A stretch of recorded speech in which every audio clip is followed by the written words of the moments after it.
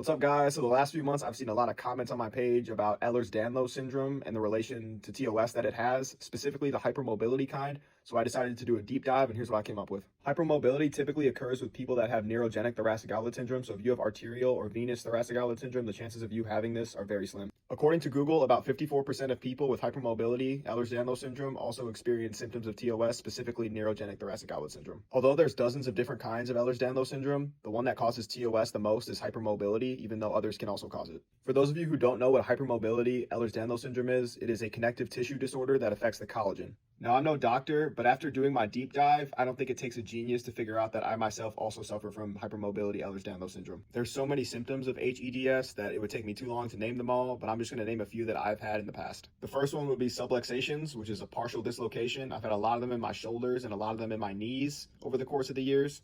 I know a lot of you out there with hEDS also suffer from dislocations. I myself have never had a full dislocation, thankfully. Although all of my shoulder subluxations came from when I was playing football, I did have a few knee subluxations while playing football, but most of my knee subluxations have came while I was stretching with my knee bent.